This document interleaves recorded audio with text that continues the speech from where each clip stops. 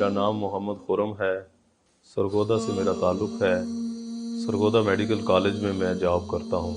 میرا خاندان سارا عیسائی مذہب سے تعلق ہے ان کا۔ میرا بھی سابقہ مذہب عیسائی تھا۔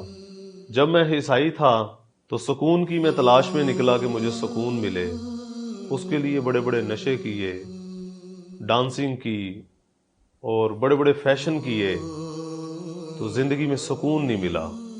تو میرے اسلام میں آنے کی وجوہات یہ ہے، میرے ساتھ جتنے لوگ کام کرتے تھے سب مسلم تھے، میں اکیلے ہی غیر مسلم تھا۔ تو وہاں میں نے 2-3 چیزیں دیکھی جن سے میں متاثر ہوا۔ ایک تو نماز کا ٹائم جب ہوتا تھا تو جتنے مسلم میرے ساتھ جاب کرتے تھے سب کے سب مسجد میں چلے جاتے تھے، اور دوسرا جب رمضان کا مہینہ آتا تھا سب کے روزے ہوتے تھے، تو جب وہ نماز پڑھ کے آتے تھے ان کے چہرے ایسے، مجھے ایک عجیب روحانیت، ایک نورانیت ان کے چہروں پہ محسوس ہوتی تھی، اور جیسی وہ فیکٹری میں انٹر ہوتے تھے ایسے ایک مہک سی، ایک خوشبو سی مجھے محسوس ہوتی تھی۔ ایک بھائی ایسے تھے جو تبلیغی جماعت کے ساتھ ان کا آنا جانا تھا، انہوں نے میرے سے دوستی لگائی، تو اس طرح وہ بھائی نے مجھے محبت دی، یہاں تک کہ جمعے والے دن وہ مجھے کہتے تھے کہ خرم بھائی آؤ، گھر بریانی والدہ نے بنائی ہے، آؤ کھانا اکٹھے کھاتے ہیں۔ تو اس طرح تقریباً 1-1.5 سال اس طرح اس نے میرے سے معاملات رکھے۔ جو گھنٹہ 1.5 گھنٹہ ہمارا ریسٹ ہوتا تھا، اس ریسٹ کے دوران وہ مجھے اسلام کی خوبیاں بتاتا تھا، تو میں بڑے غور سے اس کی باتیں سنتا تھا اور میرے دل کو بڑا سکون ملتا تھا اس کی باتیں سننے سے۔ تو میں یہ سوچتا تھا کہ یار اسلام کیسا زبردست مذہب ہے کہ زندگی گزارنے کا مکمل ایک طریقہ کار بتایا گیا ہے۔ تو ایک دن اس نے مجھ سے پوچھا کہ خرم بھائی کیا آپ کے مذہب میں، عیسائیت میں یہ چیزیں موجود ہیں، چرچ میں داخل ہونے کی دعا، واش روم میں داخل ہونے کی دعا؟ تو اس طرح عیسائیت کے متعلق جب اس نے پوچھا تو مجھے نہیں پتا تھا اپنے مذہب کے بارے میں، تو میرے دل میں یہ شوق جذبہ بنا کہ یار اگر مجھے اپنے مذہب کے بارے میں پتا ہوتا تو میں اس کو جواب دے سکتا۔ یعنی کہ اس بھائی کی گفتگو کے بعد میرے اندر یہ شوق پیدا ہوا کہ مجھے اپنا دین سیکھنا چاہیے۔ ایک دن میں چرچ میں گیا تو میں نے دیکھا چرچ کے ارد گرد تصویریں لگی ہوئی ہیں حضرت عیسیٰ علیہ السلام کی، حضرت مریم علیہ السلام کی بھی تصویریں لگی ہوئی ہیں۔ تو میں نے ایک دفعہ ایک پادری سے پوچھا، میں نے کہا جی یہ جو تصویریں ہیں، اس زمانے میں تو کیمرے ہی نہیں تھے، اور یہ جو فلمیں بنی ہوئی ہیں اس زمانے میں تو لائٹ ہی نہیں تھی، تو یہ کیسے یہ سارا کچھ آیا ہے؟ تو انہوں نے کہا جی ایک موقع پہ خداوند یسوع مسیح نے اپنا چہرہ دھویا اور کپڑے سے صاف کیا، اس کپڑے کے اوپر حضرت عیسیٰ علیہ السلام کی تصویر چھپ گئی، اسے دیکھ کے ہم خیالی تصویریں بناتے ہیں حضرت عیسیٰ علیہ السلام کی۔ اور میں نے کہا جی یہ جو فلمیں بنی ہیں، یہ تو کہنے لگے یہ فلمیں ہم نے تصویروں سے ہی ایسے خیالی فلمیں بنائی ہیں تاکہ خداوند یسوع مسیح کی یاد ہمارے اندر تازہ رہے۔ تو میں نے پھر ان سے پوچھا جی یہ خداوند یسوع مسیح نے تو چہرے پہ داڑھی رکھی ہوئی ہے تصویروں پہ، تو ہمارے پادری حضرات داڑھی کیوں نہیں رکھتے، یا عام لوگ جو ہیں وہ چہروں پہ داڑھی کیوں نہیں رکھتے؟ تو پھر میرے ذہن میں یہ سوال آیا کہ مسلمان جو ہیں یہ تو چلو 80% دین سے غافل ہیں، لیکن 20% ایسے ہیں جو پورے دین پہ چل رہے ہیں۔ یعنی کہ مسلمانوں کے جو رہبر ہیں، علماء اکرام ہیں، ان کے چہروں پہ داڑھی ہے، حافظ ہیں، مسجد کے خادم ہیں، یا عام جو مذہبی دینی لوگ ہیں، تو ان کو اپنے نبی سے اتنی محبت ہے کہ وہ ان کی زندگی کو اپناتے ہیں۔ تو ہمیں اگر مسیح سے محبت ہے تو مسیح کی زندگی کو اختیار کرنا چاہیے، بلکہ چرچ میں جا کے ہم یہ کہتے ہیں جے یسوع کی، جے یسوع کی، اور یسوع والا تو ایک کام بھی نہیں ہم کرتے۔ ہمارا ایک گروپ تھا سرگودا کے اندر جس کو بابا گروپ کہا جاتا تھا، ہم بڑے بڑے میلوں پہ جاتے تھے، سائیکلوں پہ ہم نے بڑا بڑا سفر کیا ہے۔ مری آباد میں حضرت مریم کا میلہ لگتا تھا، وہاں جاتے تھے سائیکلوں پہ۔ اس میرے دوست نے مجھے کہا کہ یار آپ بڑے بڑے سفر کرتے ہو سائیکلوں پہ، میلوں پہ جاتے ہو، تو یہاں ہمارا بھی میلہ لگتا ہے، تو یہاں بھی کبھی چلو میرے ساتھ۔ سرگودا میں سول ہاسپٹل کی بیک سائڈ پہ ایک مسلمانوں کا اجتماع ہوتا تھا، تو وہ میلہ کہہ کے مجھے وہاں پہ اجتماع پہ لے گیا۔ اندر گئے ہیں ہم، اور سامنے ممبر کے سامنے جا کے اس نے مجھے لا کے بٹھا دیا۔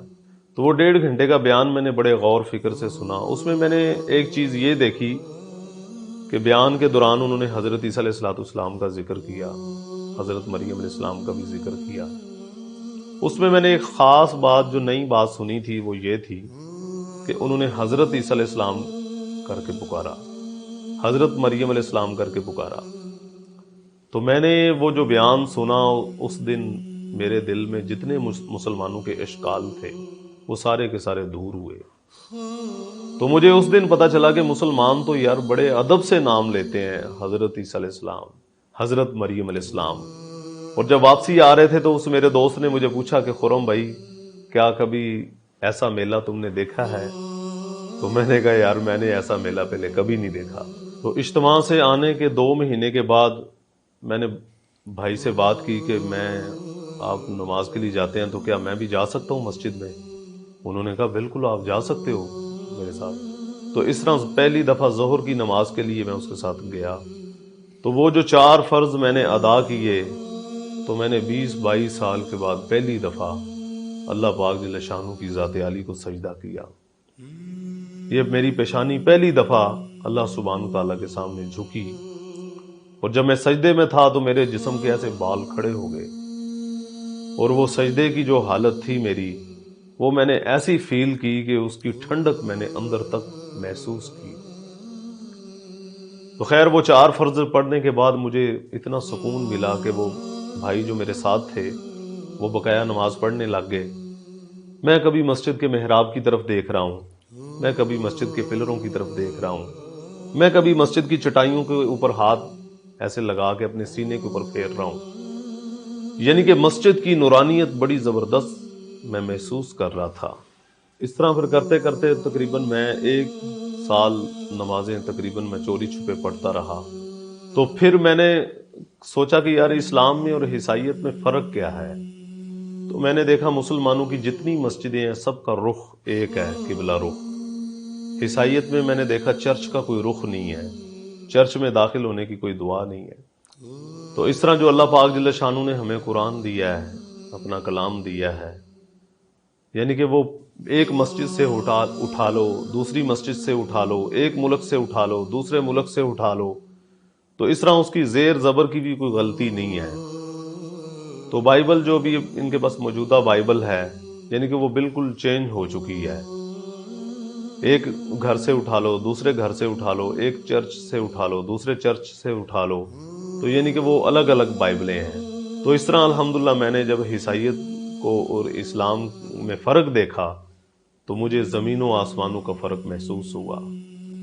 تو اللہ تعالیٰ سے میں نے دعا بھی کی کہ یا اللہ اگر اسلام حق ہے تو اسلام کی حقیقت مجھے نصیب فرما، اگر مسیحیت حق ہے تو مجھے مسیحیت پہ جما دے۔ تو میں سوچتا تھا کہ یار میں نے اسلام کہیں قبول کر لیا تو کہیں کوئی ایسا مرلہ میرے اوپر نہ آ جائے کہ مجھے کہیں اسلام کو چھوڑنا نہ پڑ جائے۔ تو اس لیے میں چاہتا تھا کہ میں صحیح طریقے سے اسلام کو چیک کروں اور اس کو دیکھ کے پھر اسلام کی طرف آؤں۔ تو پھر اللہ پاک کی طرف سے میرے دل میں یہ بات آئی کہ اللہ تعالیٰ نے مجھے یہ چیز دکھا دی ہے کہ اسلام حق اور سچ ہے، تو کہیں بغیر کلمے کے میری موت نہ آ جائے۔ تو اگر بغیر کلمے کے میری موت آ گئی تو میرا کیا بنے گا؟ تو پھر یہ میں نے فیصلہ کیا کہ میں نے اسلام قبول کرنا ہے۔